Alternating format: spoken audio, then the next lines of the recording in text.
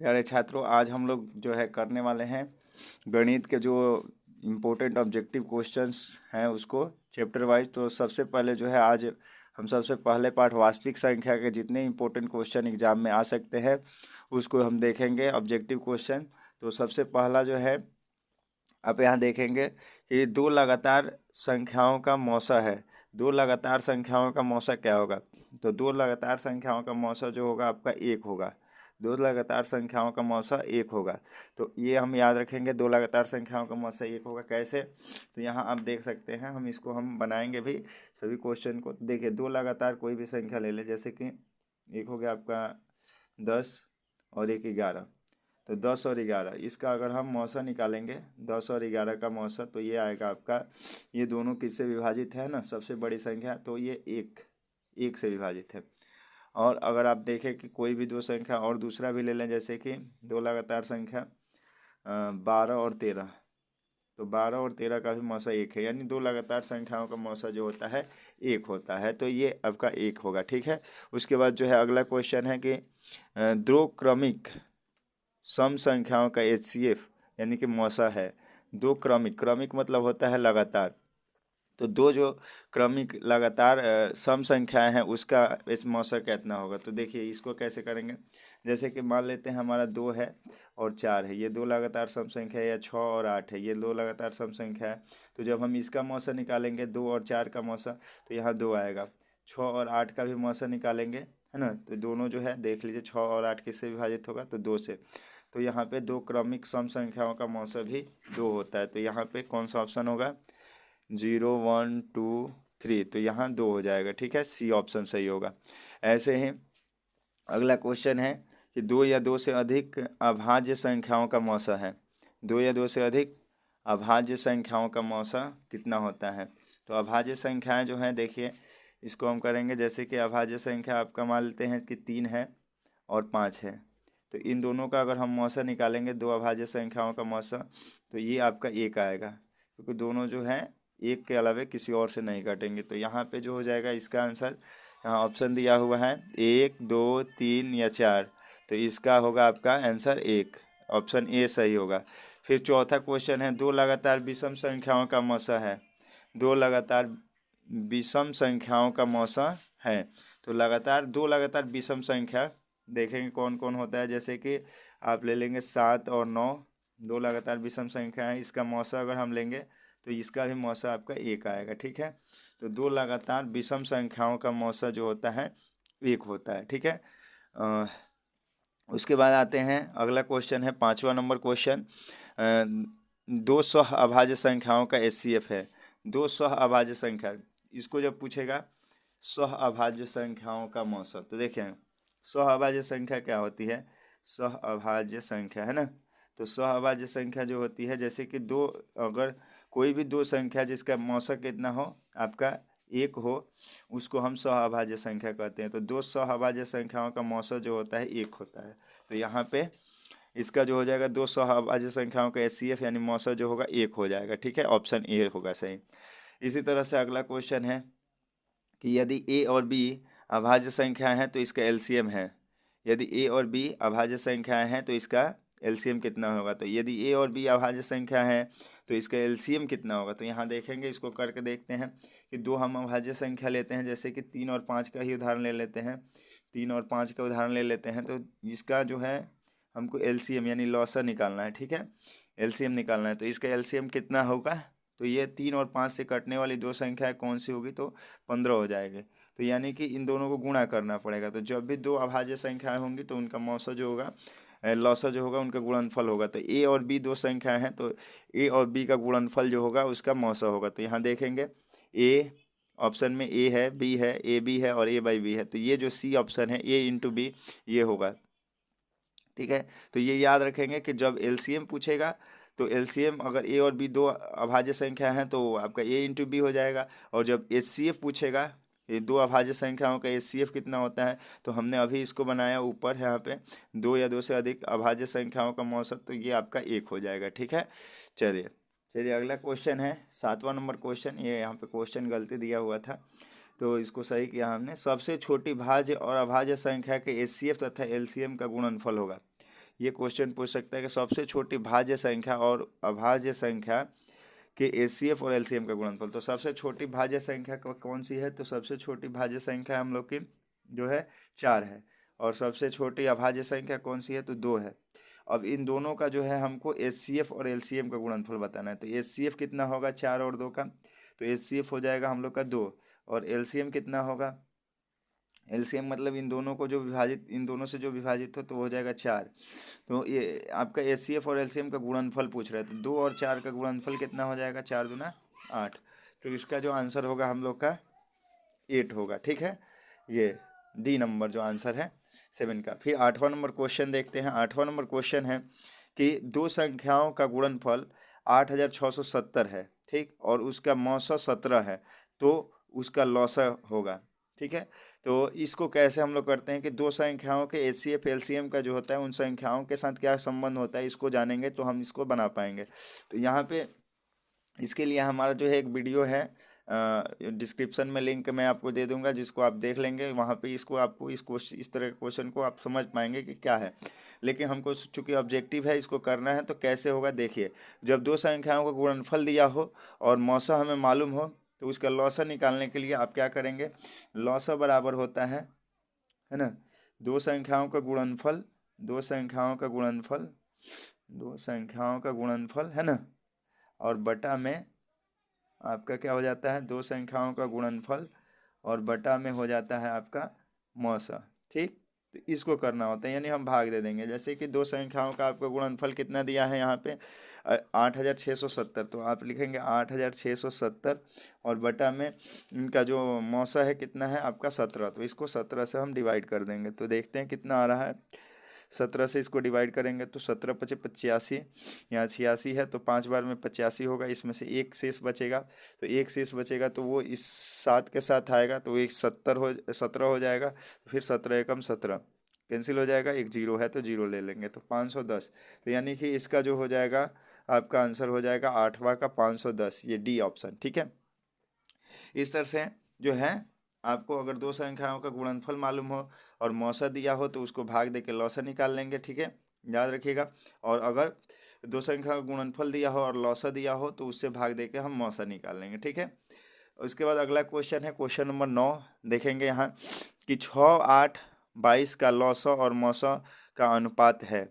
6, 8 और 22 के लौसा और मौसा का अनुपात। तो देखेंगे यहाँ पे पहले हम क्या करेंगे कि 6, 8 और 22 का लौसा निकालेंगे। तो 6, 8 और 22 का हम पहले क्या निकालेंगे? एलसीएम यानी कि लौसा निकालेंगे।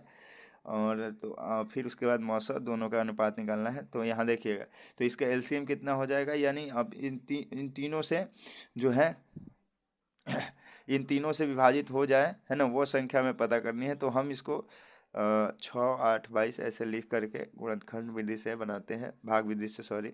तो इसको हम करते हैं 2 से 3, 4 और 11। ठीक, अब ये नहीं होगा तो इसका आपका एलसीएम आ जाएगा। एलसीएम हो जाएगा, यहाँ पे देखेंगे एलसीएम हो जाएगा 2 × 3 × 4 × 11। ठीक है, अब जो है इसका एचसीएफ है, एचसीएफ कितना होगा? इसका एचसीएफ देखते हैं 6, 8 और 22 का, है ना। तो एचसीएफ जो है देखिए, एचसीएफ क्या होता है? हाईएस्ट कॉमन फैक्टर, यानी ऐसी संख्या जो इन तीनों को विभाजित करें। तो और सबसे बड़ी संख्या तो 2 होगा, 2 से ये तीनों विभाजित होंगे, तो आपका एचसीएफ ऐसे 2 हो जाएगा। ठीक है, तो इसका दोनों का अनुपात निकालना है, तो हम इसको गुणा ना करें, अब यहाँ पे अनुपात निकालते हैं डायरेक्ट। तो 2 से ये 2 क्या हो जाएगा आपका? कैंसिल हो जाएगा, तो आपका यहाँ हो जाएगा 1। तो ये हो जाएगा आपका 4, 3, 12 और गुणे 11 और बटा में आपका 1। तो ये हो जाएगा, आप कर लेंगे 11 दूना 22 का 2 हाथ में 2, यहाँ देखेंगे ये हो जाएगा आपका 4, 3, 12 और गुणे 11 बटा में ये जो है 1। तो यहाँ हो जाएगा, हम लोग गुणा कर लेते हैं, 11 दूना 22 का 2 हाथ में 3, 2 और 11 एकम 11 और 2 13, है ना, 132/1, यानी 132:1। तो इसका जो 9 नंबर का आंसर हो जाएगा 132:1। ठीक है, यहाँ पे तो ये हो जाएगा। अगला क्वेश्चन है 10वां नंबर क्वेश्चन, संख्याओं 50 तथा 60 का एचसीएफ गुणे एलसीएम है। मतलब एचसीएफ और एलसीएम का गुणनफल कितना होगा 50 और 60 का?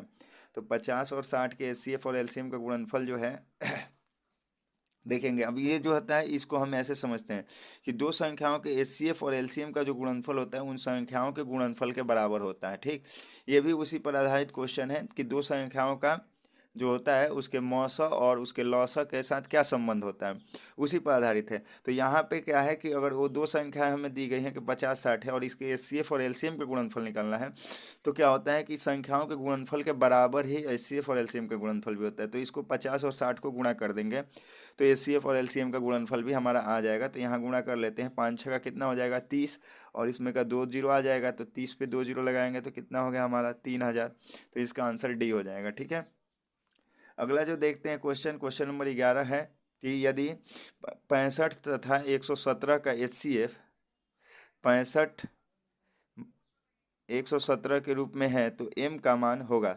यहाँ देखेंगे, इसको समझेंगे कि 65 तथा 117 का एचसीएफ जो है यहाँ 65m माइनस 117 के रूप में है तो m का मान क्या होगा। तो पहले तो हम 65 और 117 का जो है एचसीएफ निकालते हैं, उसके बाद देखते हैं कि कैसे क्या होता है। तो देखेंगे यहाँ पे इसको हम लोग करते हैं। तो यहाँ देखेंगे कि 65 और फिर हमारा है 117। ठीक, तो हम देख रहे हैं कि इसका जो है हमें एचसीएफ निकालना है। तो एचसीएफ जो हो जाएगा दोनों को विभाजित करने वाली सबसे बड़ी संख्या, तो 13 से हमें लग रहा है दोनों विभाजित होगा तो 13 हो जाएगा इसका एचसीएफ। ठीक है, जैसे 13 पचे 65 और 13 नवा 117, तो ये हो गया। अब जो कह रहा है कि इसका एचसीएफ जो है किस रूप में है, तो आपका है 65m। यहाँ देखेंगे इस क्वेश्चन में लिखा है कितना 65m माइनस 117 के रूप में है। ठीक है, तो इसको हम 65m माइनस 117 बराबर में 13 है ना, इसको इसके इक्वल कर देंगे। ठीक, तो अब इसको इक्वल करेंगे तो कितना हो जाएगा 65m इज इक्वल टू 13 और प्लस ये माइनस है तो इधर आएगा तो प्लस हो जाएगा 117।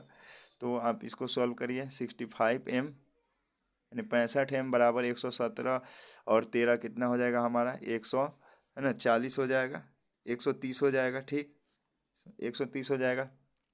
अब इसके बाद m का जो वैल्यू हो जाएगा 130 और बटा में ये 65, ये इधर भाग में है, गुणा में है तो भाग में आ जाएगा और यहाँ पे 2 हो जाएगा। ठीक है, तो इस तरह से जो है हमारा यहाँ पे जो है ये आपका 2 आ जाएगा। ठीक है, इसको देख लेंगे एक बार कि कैसे हुआ ये। चूँकि कह रहा था कि इन दोनों का जो एचसीएफ है 65 और 117 का ये इस रूप में है, ये 65m माइनस 117 के रूप में है। तो हमने क्या किया कि पहले इसका एचसीएफ निकाल लिया और उस एचसीएफ को जो है इसके इक्वल कर दिया। इसके बराबर करने पर हमें एक समीकरण मिला और इस समीकरण को हमने आसानी से ये माइनस 117 इधर भेजा, प्लस हो गया तो 117 और 13 जुट के 130 हो गया और 130 को हमने 65 से डिवाइड कर दिया तो ये हमारा 2 आ गया आंसर। ठीक है, तो m का मान यहाँ पे 2 होगा, तो इसका आंसर जो हो जाएगा हम लोग का 2 हो जाएगा, ऑप्शन नंबर बी। ठीक है, ऑप्शन नंबर बी हो जाएगा। क्वेश्चन नंबर 11 का जो आंसर है ऑप्शन नंबर बी हो जाएगा। आगे देखते हैं क्वेश्चन नंबर 12, यदि एचसीएफ ऑफ है ना 392 और यहाँ पे है 392 और 3216 इज इक्वल टू 8, मतलब इन दोनों का एचसीएफ 8 है तो एलसीएम इन दोनों का कितना होगा।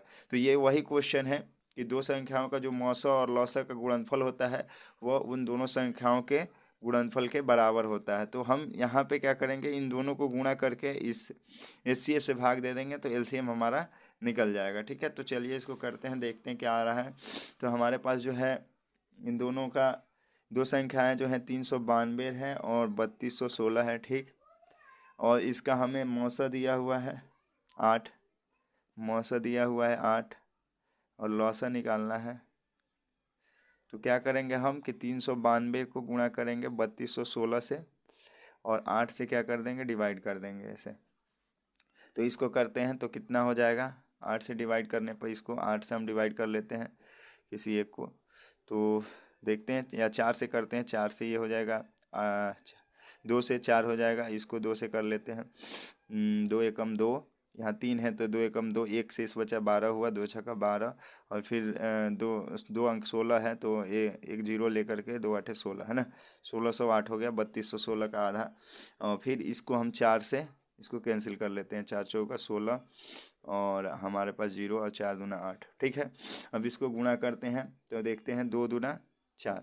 देखिए जब हमको यहाँ गुणा करना है और आंसर पता करना है कि ये एलसीएम कौन सा है, तो यहाँ देखेंगे इस आंसर में जो है इकाई अंक 4 वाला एक ही संख्या है, वो है कितना आपका 15000 ये सॉरी 1,57,584, तो ये वाला जो हो जाएगा आंसर हो जाएगा, क्योंकि इसी का इकाई अंक 4 है, बाकी किसी का नहीं है, तो यही आंसर हो जाएगा। ठीक है, तो ये जो है इस तरह से क्वेश्चन जो है वास्तविक संख्या से बहुत तरह से पूछे जाते हैं। तो चलिए और आगे बनाते हैं, देखते हैं अगला क्वेश्चन क्या है। अगला क्वेश्चन है कि ये 13 नंबर क्वेश्चन है, यदि x तथा 45 का लॉसर 90 है, यानी एलसीएम 90 है और उसका मौसम 5 है, तो x का मान होगा। देखिए ये क्वेश्चन ऐसे भी पूछ सकता है कि दो संख्याओं का लॉसर 90 और मौसम 5 है, उसमें से एक संख्या 45 है, तो दूसरी संख्या क्या होगी यहाँ x के जगह पर। तो इसको कैसे करेंगे, तो देखिए जब दो संख्याओं का आपको एलसीएम और एचसीएफ मालूम है और एक संख्या पता करनी है, दूसरी संख्या दी गई है, तो आप क्या करेंगे कि दोनों संख्याओं को गुणा कर लेंगे। जैसे कि आपके पास संख्याएं क्या है, सॉरी एलसीएम और एलसीएम एचसीएफ 90 और इंटू 5 को गुणा कर लेंगे, और जो एक संख्या दी है इससे हम डिवाइड कर देंगे ऐसे। ठीक है, 90 इंटू 5/45, तो ये हो जाएगा 45 दूना 90 और 5 दूना 10, तो दूसरी संख्या जो हो जाएगी हमारी कितनी हो जाएगी, 10 हो जाएगी। तो ये आपका आंसर जो हो जाएगा 10 होगा इसका। ठीक है, अगला क्वेश्चन है क्वेश्चन नंबर 14 कि ये दो संख्या है जिसका आपका HCF 120 है और LCM इतना है 252 इंटू के है, तो के का मान क्या होगा। तो देखिए ये क्वेश्चन जो है सेम हमको क्वेश्चन नंबर 12 की तरह है। इसमें भी दो संख्याओं के HCF दिया था, LCM ज्ञात करना था। इसमें भी HCF दिया है, LCM निकालेंगे और जो LCM आएगा उसको इसके इक्वल करेंगे। तो यहाँ हम देखते हैं कि कैसे ये करेंगे। तो चलिए तो देखेंगे, इसको करते हैं हम लोग, ये कैसे होगा। ठीक, तो देखिए सबसे पहले तो हमारे पास संख्याएं क्या है उसको लिख लेते हैं। हमारे पास जो ये संख्याएं हैं इसको हम पहले लिख लेते हैं। ये है आपका 25 20, यहाँ देखेंगे 25 20 और इंटू 6600। ठीक, ये हो गया, और इसको हम इसके HCF से भाग देते हैं ताकि LCM निकल जाए इस तरह से। और ये LCM जो होगा, ये पहले से LCM जो होगा इतना दिया हुआ 252 इंटू के। ठीक है, तो इसके इक्वल कर देंगे। तो पहले हमको इसको डिवाइड करते हैं, तो यहाँ एक जीरो से जीरो ले लेते हैं, और ये 12 है, 12 से इसको कैंसिल करते हैं। 12 दूना 24, और इसमें से एक बचा तो 12 हुआ, तो 12 एकम 12, ये पूरा कैंसिल हो गया। अब जो है यहाँ के का वैल्यू बताना है, इसको अगर इंटू करें तो हमारा जो होगा एलसीएम आ जाएगा। तो वो पहले से एलसीएम दिया है तो इसको इक्वल कर लिए, तो ये वाला इसके इधर भेजते हैं, ये गुणा में इधर आएगा तो भाग में हो जाएगा। तो के का वैल्यू जो हो जाएगा के इज इक्वल टू हो जाएगा 21 इंटू कितना हो जाएगा 21 इंटू है ना 6600 अब बटा में 252। ठीक, इसको करेंगे तो अब देखते हैं ये किस तरह से कैंसिल होता है। इसको करते हैं हम लोग, तो हम एक डायरेक्ट इसको जो है 4 से कैंसिल करते हैं। 4 छक्का 24, ये और यहाँ एक हो गया 12, तो 4 3 12, और 4 से इसको भी कैंसिल कर लेते हैं। 4 एकम 4, 2 बचा 26, तो 4 छक्का 24। ठीक, 24 हुआ, फिर 2 20, 4 5 20, इतना हो गया। ठीक, अब जो है इधर 7 से ये दोनों कैंसिल हो रहा है, तो 7 से पहले कैंसिल कर लेते हैं। 7 अच्छा, ये 21 से 63 डायरेक्टली कैंसिल हो जा रहा है, तो इसको 3 टाइम्स में इसको कैंसिल कर लेते हैं। ठीक है, और फिर यहाँ से 3 से ये कैंसिल हो रहा है, इसको कैंसिल करते हैं 3 से। 3 5 जब 15, इन 3 5 15, 1 15, 3 5 15, और ये आपका टोटल जो होता है 550, यानी के का जो वैल्यू हो जाता है 550 हो जाता है। ठीक, तो इसका आंसर जो हो जाएगा हम लोग का 550, ऑप्शन नंबर डी। ठीक है, सही होगा। अब देखिए हम आपको एक चीज़ बताते हैं कि आप एग्ज़ाम में करें क्या।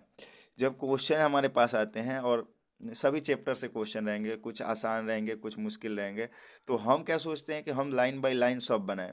नहीं, आप क्या करें कि आपको 50 क्वेश्चन करने हैं, ऑब्जेक्टिव 60 आपके पास है या 100 आपके पास है, 50 करने हैं, तो आप उन्हीं क्वेश्चन को क्यों ना बनाएं जो आसान हो। तो आप पहले क्या करेंगे कि जो आसान क्वेश्चन है जिसको आप आसानी से बना सकते हैं, पहले उसको करेंगे। जैसे कि अभी हमने ये क्वेश्चन किया, इसमें ये थोड़ा लेंदी हो गया, इसमें हमारा टाइम लगा, इसके जगह पर अगर हम दूसरा क्वेश्चन कर लेते तो वो जल्दी हो जाता। तो अगर ऐसा है कि टाइम बच सकता है तो हमें टाइम बचाना है एग्ज़ाम में। ठीक है, क्योंकि समय जो है वहाँ पे कम हो जाता है। अभी क्वेश्चन बनाते बनाते आपको जैसे 50 क्वेश्चन करते करते, तो आप उन क्वेश्चन को ज़्यादा पहले बनाएं जो आसान है, आपको बनाने में समय कम लगेगा। ठीक है, तो चलिए अगला क्वेश्चन देखते हैं, क्वेश्चन नंबर 15। और क्वेश्चन नंबर 15 है कि यदि दो संख्याओं का मौसम 25 और लौसम 50 हो तो दोनों संख्याओं का गुणनफल कितना होगा। ये वही क्वेश्चन बार बार जो है आपको इस तरह का क्वेश्चन आप एकदम बोलेंगे कि आप इसको याद ही कर ले कि ये क्वेश्चन आने ही वाला है कि दो संख्याओं का मौसा और लौसा दिया होगा और आपको क्या करना होगा, उन दोनों संख्याओं का गुणनफल या दोनों में से कोई एक पता करना होगा। ये इस पे आधारित क्वेश्चन जरूर आता है। तो आपका जो है दो संख्याओं का मौसा और लौसा है और उनका गुणनफल पूछ रहा है। तो अभी हमने क्या बताया कि मौसा और लौसा का गुणनफल जो होता है संख्याओं के गुणनफल के बराबर होता है। तो इन्हीं दोनों को क्यों ना गुणा कर लिया जाए। तो आप यहाँ गुणा कर लीजिए। तो 25 और 5 से गुणा करेंगे तो कितना हुआ, 25 25 125, यानी पूरा आपका 1250 हो गया। तो यहाँ आंसर जो होगा ए हो जाएगा, ये 1250 आएगा क्या आपके संख्याओं का गुणनफल। हमने गुणा किसको किया, मौसा और लौसा को, लेकिन हो गया वो संख्याओं का गुणनफल क्योंकि दोनों बराबर होता है। अगला क्वेश्चन भी उसी पर आधारित है। अगला क्वेश्चन है आपका कि यदि दो संख्याओं का मौसा 15 और लौसा 30 हो तो संख्याओं का गुणनफल होगा। तो दो संख्याओं का अगर मौसा 15 हो और लौसा 30 हो तो उन दोनों संख्याओं का भी गुणनफल जो होगा इस गुणनफल के बराबर ही होगा। तो 15 तियाँ 45 यानी कि 450। तो आपका ऑप्शन जो हो जाएगा ए हो जाएगा। ठीक है, तो इस तरह से हम क्वेश्चन को, ऑब्जेक्टिव क्वेश्चन को करते हैं। और आगे जो है ये वीडियो में बस इतना ही। आज आपको इसमें हमने कुल मिला के 16 क्वेश्चन किए। 16 क्वेश्चन जो बेसिक क्वेश्चन थे, वास्तविक संख्या से पूछे जाते हैं, उस पर आधारित क्वेश्चन हमने किया। और इसको आप रिवीजन करें। और फिर मैं अगला पार्ट इसका जो है आगे क्वेश्चन जो यहाँ आपको दिख रहे हैं, बहुत सारे क्वेश्चन जो हैं अभी है, तो इन सब को हम लोग अगले वीडियो में करेंगे। तब तक के लिए चैनल को आप सब्सक्राइब कर लीजिए। अगर आपको ये वीडियो पसंद आया तो इसे लाइक कर दीजिए और अपने दोस्तों में शेयर कर दीजिए। धन्यवाद।